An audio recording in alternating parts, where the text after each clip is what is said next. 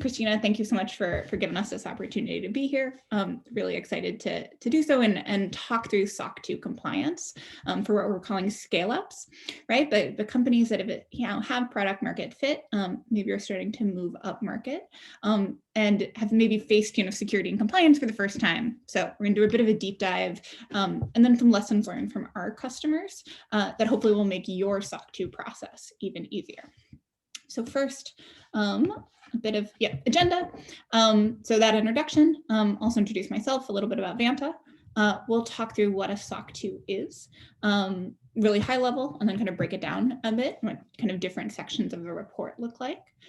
We'll go through an audit timeline and cost. So how much, how long will this take you? How much will it cost? Talk through some tips, things we've learned from customers about when you want to get a SOC 2, or when you might want to start really seriously considering it. And then once you have it, how you can use it to scale your business. Then we'll kind of conclude with a few more tips. Again, things we've learned from our customers and a wrap up. So that's our agenda. Kicking things off, just very quickly about myself. I'm Christina. So my background is actually in venture. My first job was at Union Square Ventures, which is a small venture firm in New York. It was great. I really liked it, but I sort of realized that I really wanted to build things.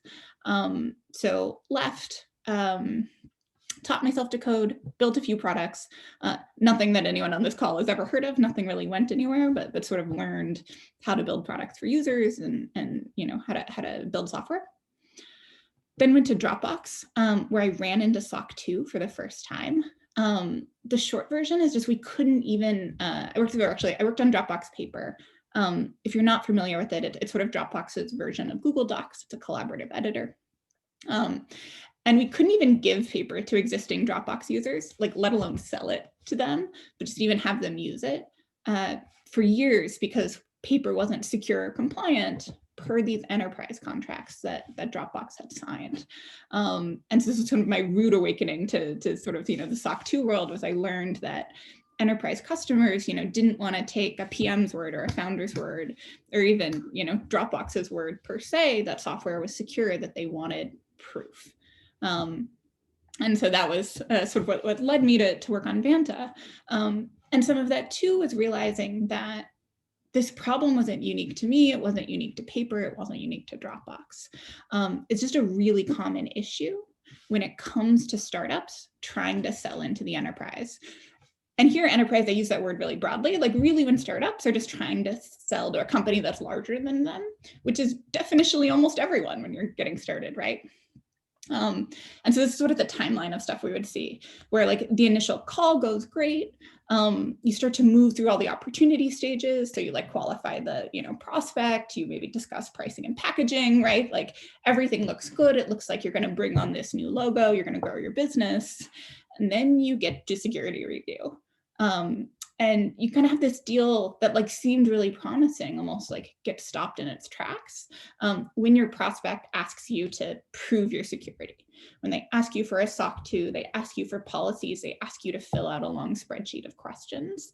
And this is really scary, right? It's you have this promising thing, and then you're sitting there kind of Googling what a SOC 2 is, and then trying to figure out what's going on. And it's just that is not a great experience for anyone. And this is kind of what we ran into with Paper. And then as I talked to other founder friends, other startups, actually a really common experience writ large, and sort of an increasingly common one where, everything's looking good. And then you hit security review and it just feels like this brick wall at the 1 yard line. And so I think this quote from LinkSquares, who's one of our customers, kind of really sums us up, where just every SaaS vendor, especially in 2020, 2021, should really have a SOC 2 Type 2 report that they're ready to show you. And if they don't, you should insist on achieving that as part of your contract. So that's just something we've seen happen more and more over the past few years of enterprises, again, demanding security review, kind of putting up this brick wall. And then the companies that can get a SOC 2, that can prove their security posture is reasonable, get through it. And the ones that don't are fundamentally kind of stuck. So that's really what inspired me to create Vanta. And so now we're at about 600 customers, about 45 employees. And we've been growing kind of quickly during COVID and shelter in place. And I think a lot of that, honestly, is because enterprises are sort of even more concerned with SOC 2 now, and even more concerned with startup security posture now, because it's these all remote teams and it's a different set of security challenges than there used to be. And so enterprises sort of know things shifted, that there's different practices, and they want to see those risks being mitigated. So there's kind of a lot more requests for SOC 2, and even among smaller companies today than there used to be. So it's a bit of background about me, about Vanta, kind of how I got here, and really high level what we do. Now I'm going to move into kind of what is a SOC 2. So we've talked about it, right? And talked about how you don't want to Google it.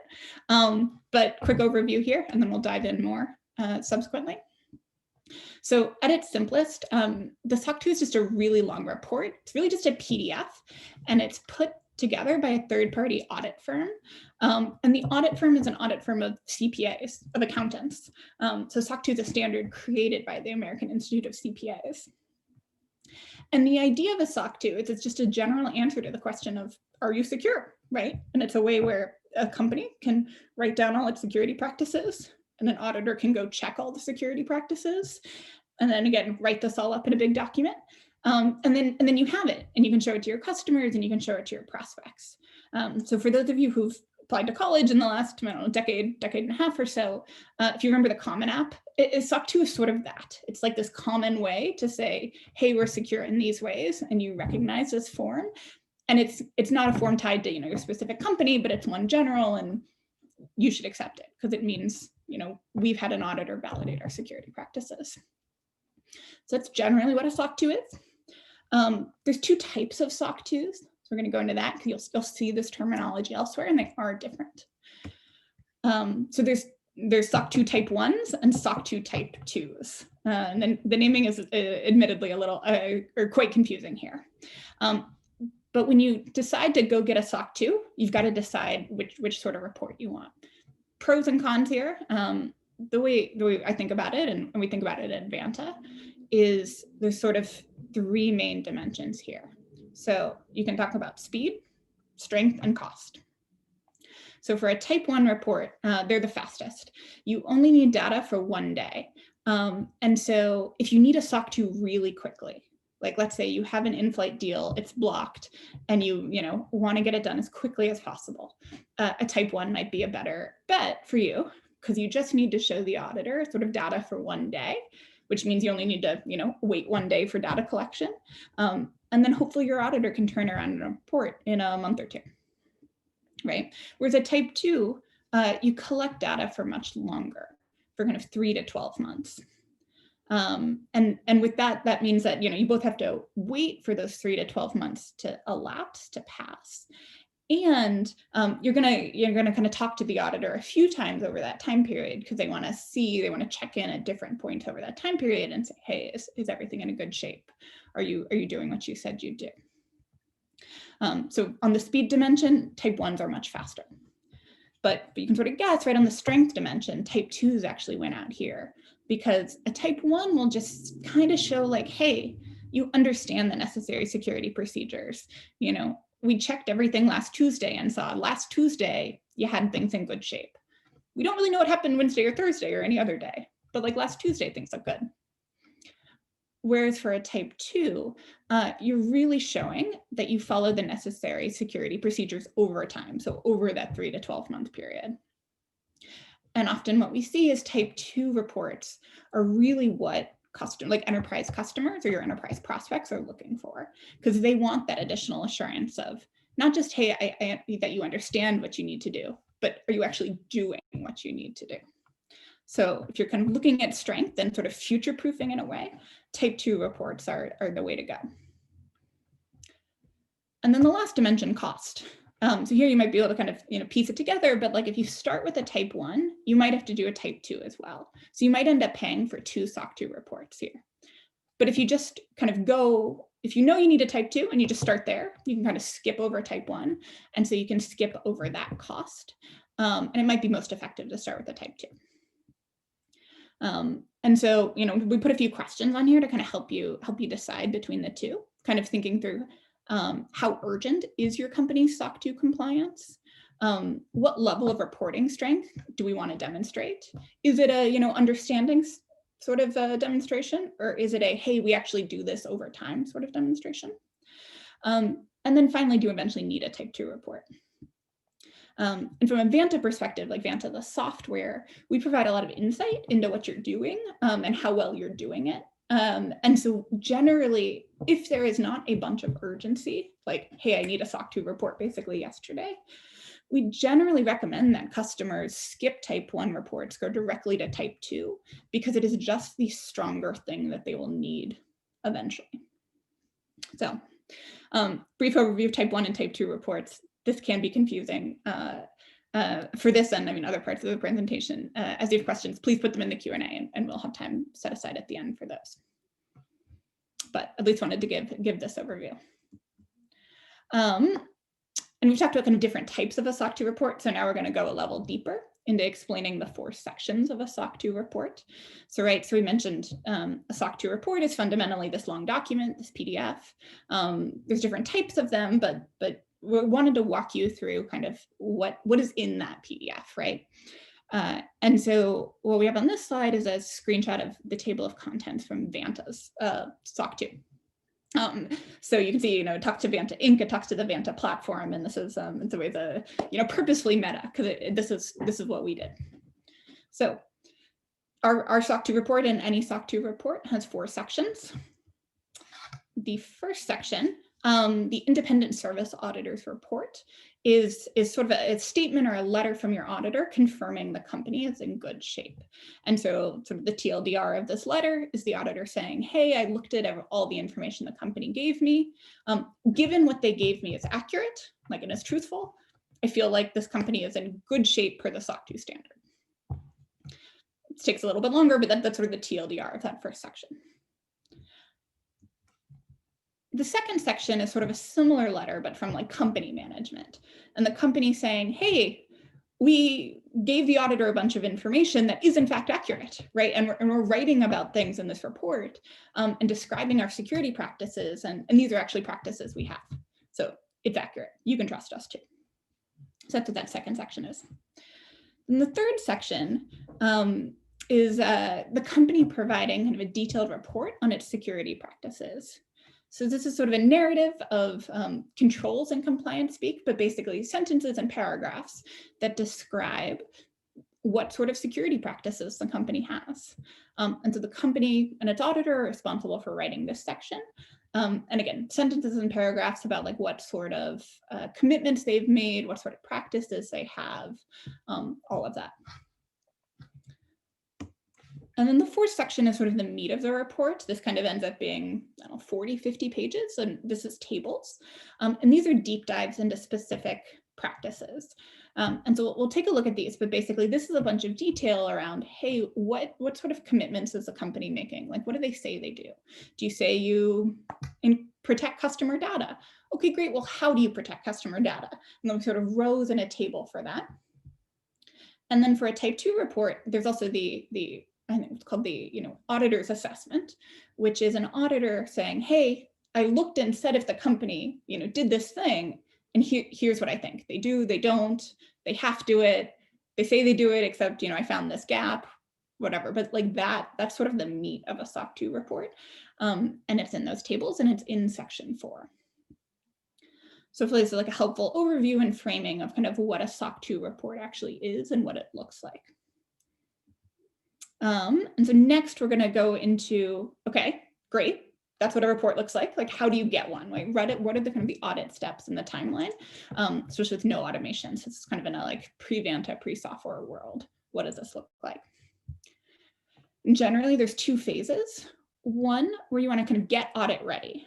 And so sometimes this is called audit readiness, sometimes it's called gap assessments, but like really high level, you want to have sort of all your practices in place, your sort of proverbial ducks in a row, so that when the auditor comes in, you can show them that you do what you say.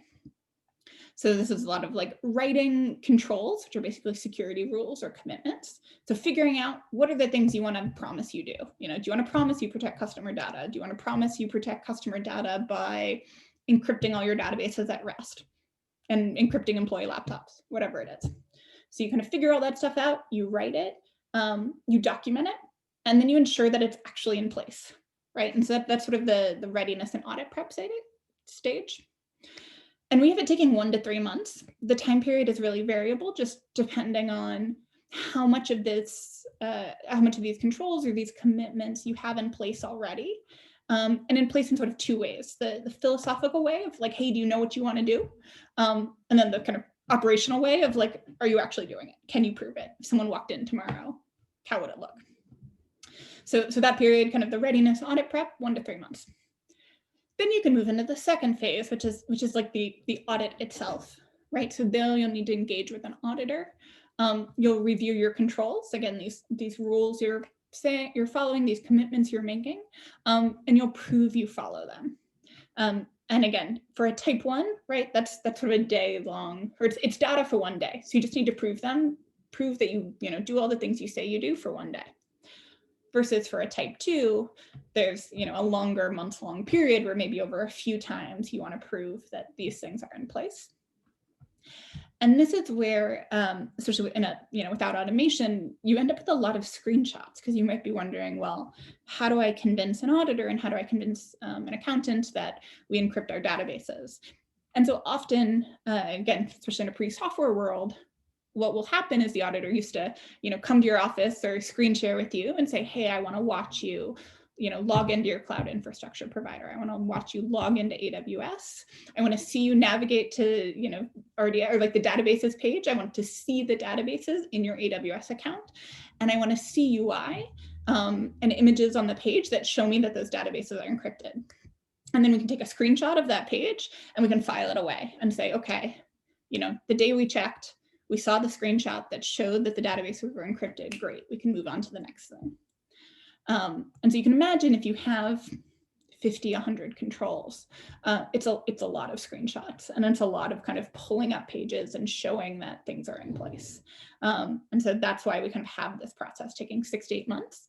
And then that's sort of the audit itself is all of that data collection, evidence collection. And then the auditor will kind of take all those screenshots, take the information, and sort of write your report. So make that table that we looked at earlier. And so on that, we're going to actually look at one of these tables. So this is a snapshot from Vanta SOC 2. Specifically, it's a snapshot from section 4. So I mentioned there are these big tables, and there's 40 pages of them. This is just a half-page snapshot. But this is what one looks like. And so you can see the gray rows are called controls in compliance speak, but these are kind of commitments the company's made or rules you're following. And you can see they're sort of written in compliance language versus in engineering language. But the gray line is like something you say you do. And then the white lines underneath it are ways you do that. So sort of the how behind it. And the white pieces, in Vanta language, we call them tests. They're sort of tests of the control. They're showing how you do the thing. But these are things that you might provide screenshots for, or generally you want to show an auditor that you do. And so that's how the table works. And then on the right side of this slide, you can see the evidence provided. And so here we mapped what we provided to the auditor to show that we met the statement on the left. And the things in purple are things we kind of did through Vanta. So as you can imagine, there's we very much use Vanta for Vanta SOC 2.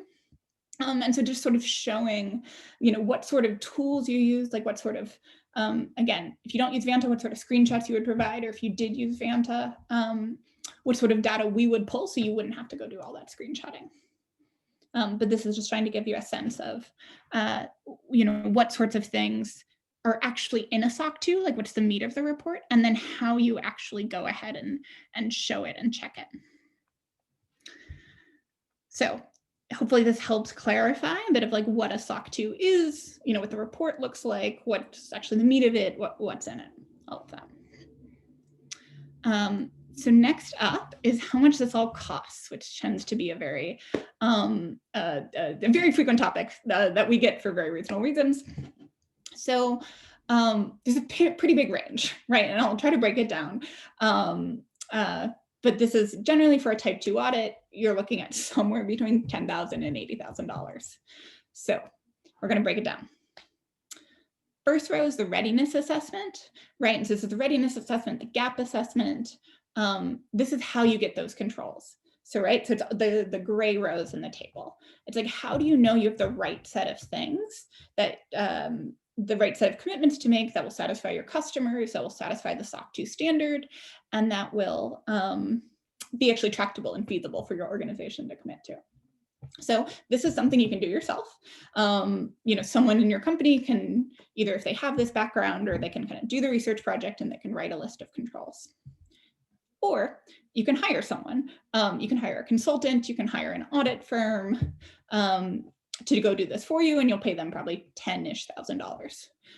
Generally, I think pre-Vanta, we see a lot of folks outsourcing some of this work to a compliance expert for sort of two reasons. One, the research project is totally tractable, but often not as core to the business, right? They need to kind of get the right set of controls, but it doesn't need to be expertise they have in-house, at least initially. And audit firms often do this work. So you can do it yourself, $0, kind of DIY. You can pay someone probably $10,000 for that. The second step is sort of purchasing tools to either follow these rules or help you prove it, right? And so just a few examples of, like, often in a SOC 2, one of the commitments a company will make is they'll say, hey, we background check all the employees. Or they'll want to say that, but they don't actually background check people yet. And so then they will go sign up with a background check provider. And then they will start background checking people. And it's like, great, now you do the thing you said, you do the thing customers want, 2 thumbs up. But you also need to pay for the background checks. And there's just kind of a lot of versions of that, whether it's like, hey, we're going to start vulnerability monitoring, we're going to start monitoring laptops, whatever it is. To just have a budget in here for tools. Third row is other prep work. So again, as part of SOC 2, you may find yourself writing security policies for the first time, or updating security policies you may have from someone else. You may want to train employees with security training, like sort of less tools, more service work, but again, have a budget in here for that you can, as ever, you can do all this stuff in-house. You can write your own policies, you can put together your own trainings. It takes your company's time, but it doesn't take company dollars, versus kind of paying someone for some of that. So it costs money, but you save the time. You don't have someone in-house figuring out how to write security policies or whatever it is. Then there's the audit itself. So kind of the biggest item on the table, perhaps unsurprisingly. And there's a big range here. So a few factors that go into it. So one is company size. The 10K price point tends to be for the smallest companies, like under 10 employees, sometimes under 5 employees. And then it sort of scales up with headcount. And the auditor rationale for that is like, look, bigger companies are just more complicated and you have to check more stuff, right? If you tell me every employee is background checked, it's easier for me as an auditor to verify that when there's 5 employees than when there's 500. So that's why the price kind of scales that way. The other big determinant of audit price is audit firm and audit firm brand. And so kind of smaller, firms will be less expensive than maybe regionally known CPA firms. Then of course, like the most expensive are the big 4 names that you probably know. And they're actually much more than 50K, but we tend not to see startups using big 4 firms for this early in their lifespan. And so that all adds up to this sort of 10 to 80K range. So hopefully there's a helpful breakdown. And then one brief Vanta pitch is we help you with sort of the upfront piece to help you get prepared and ready. So we're not CPAs. We don't do the audit ourselves. We partner with CPA firms and often with a discount because they're familiar with our software. But kind of the true Vanta pitch here is, hey, we'll give you the controls, we'll give you some tools, we'll help you with the prep work, we'll get you in really good shape, and we'll give you dashboards that show where you are there.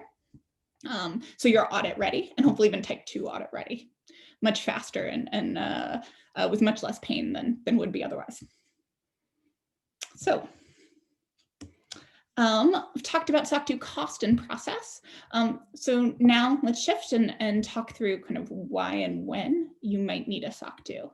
And so I wanted to start this section with a quote from Affinity, it's a Vanta customer, that I think it sums up pretty nicely the reason they got a SOC 2. So they chose to get a report for 2 reasons. First, holding themselves accountable to a rigorous framework to help ensure that they keep their customers' data safe. And then second, they wanted a streamlined, standardized way to communicate their security practices to their customers. So the first one is really an internal reason. It was sort of an impetus to improve their company's security and really hold the organization accountable to a high standard. And then second was, have something to show customers, right? Have this artifact to kind of demonstrate the commitment to security, to show that the company takes it seriously and it's kind of worthy of trust. So that's kind of some of the why behind it. And then moving to the when. So the best time to get a SOC 2 is honestly kind of before you need one, just before. Because that gives you time to go through the process, right? So if you remember the timeline slide, this isn't something you can't get a report overnight. There's the prep piece, there's the data collection piece, there's the auditor who needs to do their work. So you really want to start this a little bit proactively. But if you're trying to sort of break down mathematically and kind of rationally whether getting a SOC 2 makes sense for you, here's a few rules of thumb. So you could look at the value of like one deal, like maybe you have one customer, this enterprise customer that you're really excited about, and is the value of that deal greater than the SOC 2 cost? If so, you might want to start this process, right? And you can think about the value of one deal in a few ways, at least like 2 common ones we've seen among our customers. One is just measured by deal size, right? Are they going to pay you? Is this a like initial contract larger than the dollar cost to get a SOC 2 for you? Second is, well, maybe it's not larger dollar cost, but it's this lighthouse logo. It's a logo that like you're really excited about, you think would pull other customers onto your service or platform. And so what the dollar cost, strictly doesn't make sense in the short term, long term, you feel really good. So that's kind of one mathematical way to think about it. Other way is just, hey, if you could ask for SOC 2, but you're able to sort of circumvent it, you can fill out questionnaires, you can go back and forth with prospects, you can like call them on the phone and talk through your security practices. That's all great while you can do it, especially if it's not as kind of costly as the SOC 2 itself. But we've definitely had customers that are able to fill out the questionnaires, that are, put the CTO on the phone with the prospect. And it works really well when the CTO is on the phone with the prospect like once a month. But when it gets to be a weekly, several times a week thing, that just gets too costly. And so then the company will sort of decide to do a SOC 2 that way. And so another quote here from one of our customers, WorkOS, which I quite like, saying nobody wakes up in the morning excited to deal with a SOC 2 audit. But look, completing one will help your company grow and close larger deals faster. So all in the sort of being preemptive here is actually quite helpful and can help your company grow even more. And so kind of bridging off of that, one thing we've seen some of our most successful customers do is sort of turn SOC 2 compliance into a sales strategy for them. And so if you're one of the companies that proactively gets their SOC 2, you can use it as a really powerful sales and marketing message. It's a great way to show your commitment to security without even being asked. We have folks who share their SOC 2 reports as soon as they learn that a security review is required in the sales cycle. You can add a SOC 2 badge to your website. We see folks writing blog posts announcing the audit. It's sort of a major milestone on the website and social media.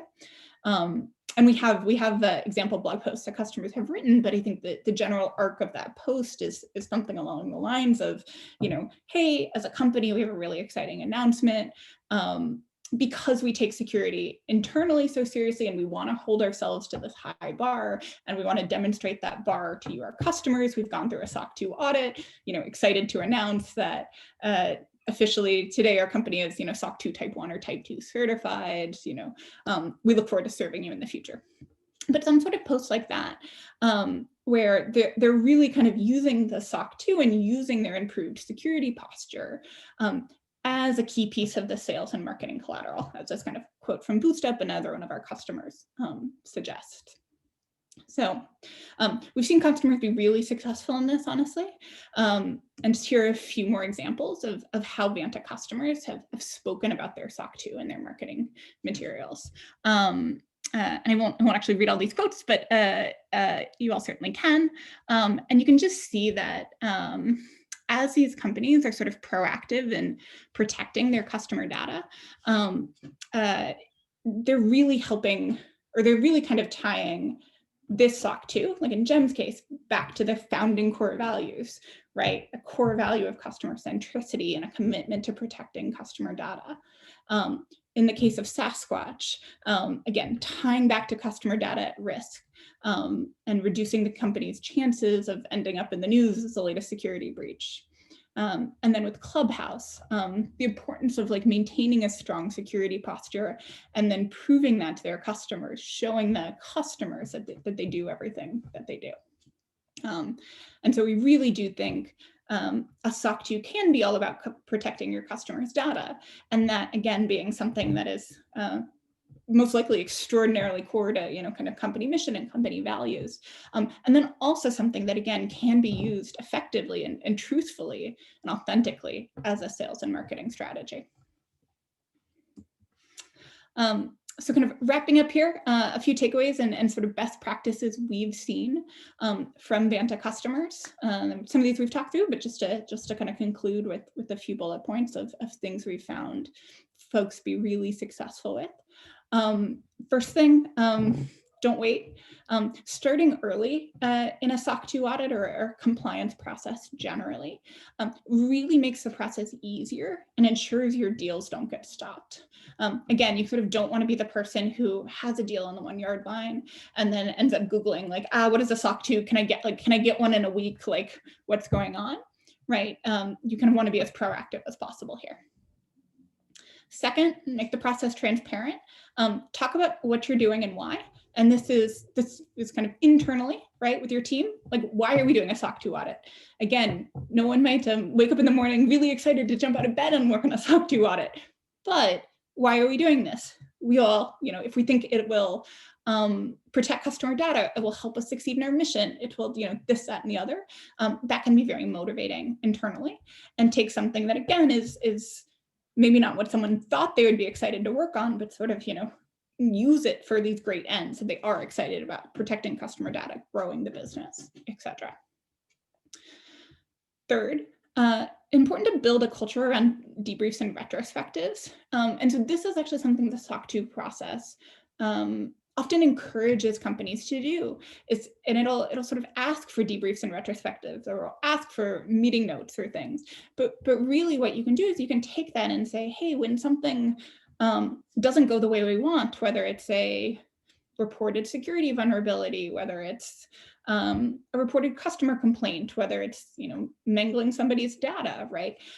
Building a culture around those debriefs and retrospectives and trying to figure out how those kind of unfortunate things happened, and then sharing the results with your company can just be a really powerful muscle to build internally, so that you're building an organization, like your startup is one that is just kind of focused on continuous improvement. Fourth, don't think of this as one and done. You want to kind of continuously reassess security practices periodically and recertify. Sort of two reasons for this. One, you're a startup, so almost definitionally, your organization is changing and growing constantly. And so, you know, like what worked last year, only some of it will work this year. So you want to take that opportunity to reassess, change some of the practices. Maybe you'll step up some, maybe some turn out to be less important, but just having, again, that sort of continuous improvement muscle so you can keep doing that. And then finally, security and compliance can be seen as at odds with software development. And it's especially true historically, where compliance often seem like sort of work about work, right? Or yeah, I'll actually secure things and then I'll go do all the, you know, bookkeeping and accounting work to prove it through compliance. But I think we're really, I mean, and would I very much like us to, so some, you know, a lot of the impetus around Vanta itself, the company. I think automation tools can significantly reduce friction and baking security in through them. And so rather than, again, sort of divorcing hey, we go and secure things, we go and secure the databases. Okay, now we have to go pull screenshots, we have to write about the process of that, right? Rather than those being two separate things, which they were historically. Automation tools like Vanta sort of couple them, where it's, go check the databases, Vanta will check the databases and show that they're all secure and do that sort of meta work and that bookkeeping and evidence collection for you. And so, automation can be huge here, basically. And I think it will continue to be. But that said, just kind of baking security in at each level and ideally kind of getting folks in your organization thinking about security, it just takes time. It's a little bit of a mindset shift, perhaps, or it's an education game, but the upside is if you can pull it off and have folks in your company kind of thinking about security, no matter what their role is, from software engineer to marketer, you will in fact have a more secure organization. And then things like compliance processes will just be much easier. So with that, I think our last piece, I want to thank again Insight for helping us put on this webinar and call out a few pieces for Insight Partners portfolio companies. So we have quite a few Insight companies that do use Vanta. There's a few logos on this slide of companies that do. And so if you're curious about Vanta, I mean, we'd love to talk, but also feel free to reach out to any of these companies too. They will all talk to you about Vanta as well. Insight portfolio companies, also there's a discount for Vanta. It's 15%, and we're on the partner directory, the Go ScaleUp platform for Insight companies. So you can go ahead and check that out. And otherwise, and we're going to do some Q&A now. But if you have other questions, if we don't get to them or something comes up later, I'm Christina at Vanta, just my first name at vanta.com. And so please shoot, very happy to talk through that as well. But thank you all so much. And I think now we're going to move into the Q&A session.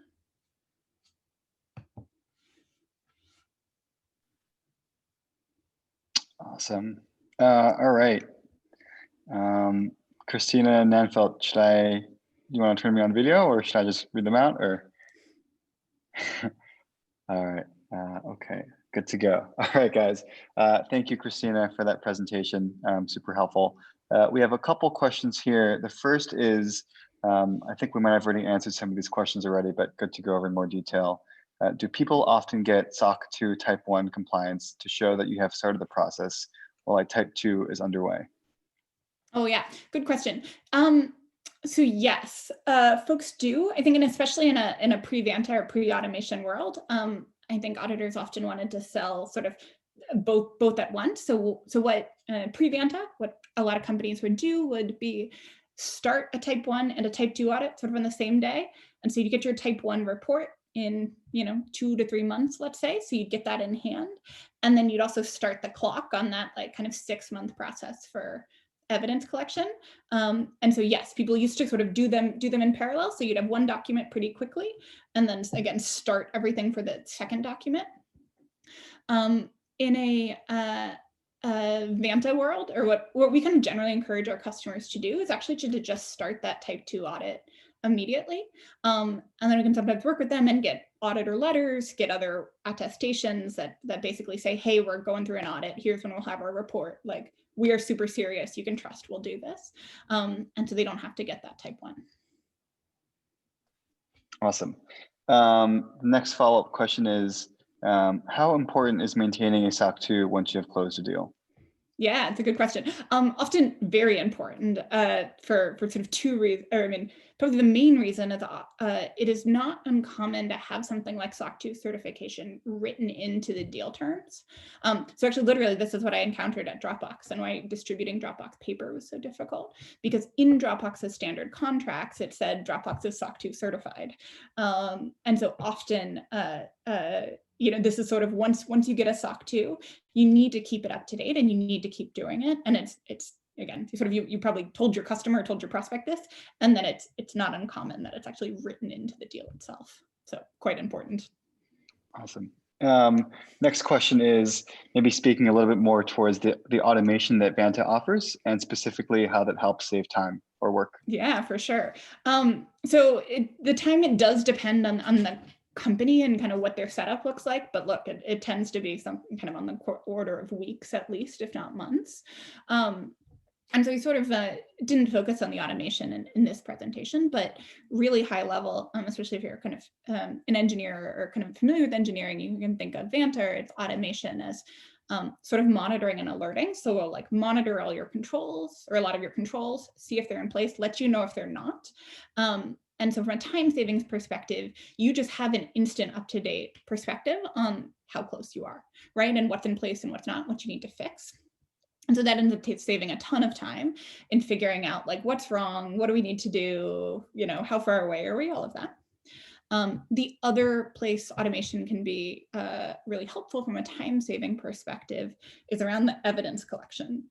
So we talked about like the screenshots and all of that, and what looks like monitoring and alerting to an engineer is evidence to an auditor, right? And so those same sort of logs and that same sort of data over time can pass to an auditor, and they can use that versus having to ask for all those screenshots. So it ends up saving, I mean, at least weeks, if not months, depending on how big the company is. Awesome, that's great. The next question is specifically around partnerships that you work with. They mentioned one specific one with Coalfire, but I guess we can extend that question more broadly to some of the companies that you partner with, specifically on doing audits. Would be great to hear a bit more detail on that. Yeah, for sure. And mentioned, so right, just to say it again, Vanta's not a CPA firm, so we don't do your audit itself. We help you get ready, and we work with auditors on this kind of data transfer piece. And so auditors, also use Vanta software and can get all this data and evidence. So there's over a dozen audit firms, and kind of a few more than that we work with. Coalfire is one of them. If you're very, very familiar with Coalfire, Coalfire has actually audited Vanta, and so the screenshots of Vanta's SOC 2 report I showed are from Coalfire. So that's one of the firms, but there's quite a few others as well. Great. Next question is, what are trade-offs between a full SOC 2 with all the pillars versus focused more narrowly, say SOC 2 type 2, but just the security pillar? Yeah, it's a good question. Russ, you know your SOC 2. So a little bit of context for folks. So I didn't talk through this. So there's a SOC 2, there's type 1 and type 2, which we talked through. And then there's 5 pillars, which you can think of as sort of focus areas: security, availability, confidentiality, privacy, and processing integrity. And you can choose between 1 and 5 of them. So you've got to do the security piece, and then you can add on the others as sort of extra credit, in a sense, right? So that's what these pillars are. And so what we generally recommend customers do, especially if it's their first SOC 2 report, is to just focus on a type 2. So kind of do the more intense, right, reliable report, but just security pillar, because that is the bulk of any audit. And to try to explain that, adding on these different pillars kind of forces you to make different commitments, right? So if you add on the availability pillar, you'll make more commitments with the availability of your service. And so a normal SOC 2, just security pillar, will have, call it 100 controls, like 100 things you do. If you add on the next 4, you might bump that number, if you add all 4 of them, maybe bump that number to like 150 controls, right? So really the bulk of the work, no matter what, is in the security piece. And so generally what we recommend is for the first year, do the type 2, again, do the more reliable thing, and do security. And then in the future, in subsequent years, it kind of adding on different pillars is nice as your organization matures. It gets easier to do things. You're good at doing the old things. You have more capacity to take on new things. And you can go to your customers and say, hey, we're stepping up our commitment to you every year. Last year, we just did security. This year, we're doing security and availability, or whatever it is. So, I mean, I guess the main trade-off is just you're doing more work up front. And so we tend to, again, generally recommend, unless there's customer pressure or contract pressure, start with security and add on the others over time as you're sort of building muscle and capacity internally. Awesome. And the next question is, does Vanta integrate with a background check tool? We do several of them, which you can talk to, but basically the reason we do, or kind of maybe it's more interesting, is a common, so there's some commonalities between controls, across SOC 2 reports, and then there's some bit of like every company is a little different. But one of the commonalities is a control that's generally around, hey, we hire reliable people, right? And so when you think through, okay, how am I going to show an auditor that we hire reliable people? Background checks are just one way. And so SOC 2 reports tend to ask for companies to background check their employees. And so we integrate with a few background check tools just to make that easy for our customers to prove. Awesome. Well, it looks like that wraps up all the questions unless anyone else has anything else to chime in. Last question. Is Vanta built on single tenant or multi-tenant database architecture? From a VP of engineering. Yeah, it's a good question. So look, we're a cloud SaaS startup. So we host our company or customer data in one database, all customers, and then have really strong permission checking at kind of every layer of the stack there. All right, great. Well, thank you, Christina. And thank you for telling us more about Vanta and SOC 2 as a whole. We may have a couple questions trickling in later, and we'll be happy to relay those back to you later. And then I guess we'll turn it back over to Christina Nenfeld from Insight. Yes, thank you so much, everyone, for tuning in today. And thank you so much to the team at Vanta for making this webinar possible. As a reminder, I'll be sending out an email with a recording of today's session. So feel free to refer to that, as well as a link to Vanta's profile on the Go ScaleUp platform. But thank you again for tuning into today. Have a wonderful day. Bye-bye, everyone.